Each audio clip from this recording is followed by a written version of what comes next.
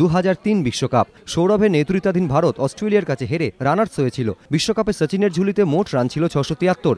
একটি বিশ্বকাপে এটাই ব্যক্তিগত সর্বোচ্চ মোট রান। এখনো পর্যন্ত কোনো ব্যাটসম্যানই তা ছুঁতে পারেননি। সচিনের কঠিন অনুশীলন কেমন ছিল? কোনো বিশেষ অনুশীলন ছিল এই রেকর্ডের জন্য? মজার ব্যাপার, 2003-এ দক্ষিণ আফ্রিকায় বিশ্বকাপ চলাকালীন একদিনও নেটে ব্যাটিংই করেননি সচিন। সচিনের প্রতিভার প্রসঙ্গ উঠতে সে কথাই জানালেন তারই সতীর্থ রাহুল দ্রাবিড়। দ্রাবিড় জানিয়েছেন, আমরা বিশ্বকাপে শুরু থেকে দেখছিলাম সচিন কিছুতেই নেটে ব্যাটিং অনুশীলন করছেন না। নেটের বাইরে কোচ জোরে জোরে বল ছুড়তেন আর তাতেই সচিন সারতেন ব্যাটিং অনুশীলন। আমি কৌতূহলবশত তাকে জিজ্ঞাসা করি, তুমি নেটে ব্যাটিং অনুশীলন করছো না কেন? সচিন জানান, আমি নেটে গিয়ে নিজের টাচ নষ্ট করতে চাই না। আমি চাই ক্রিজে গিয়ে ব্যাটিং উপভোগ করতে।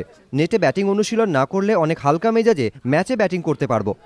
এই মন্তব্য শোনার পর রাহুল আর কিছু বলেননি সচিনকে। কিন্তু 2003 বিশ্বকাপে ব্যাটিং অনুশীলন ছাড়াই সচিনের এই পারফরমেন্স।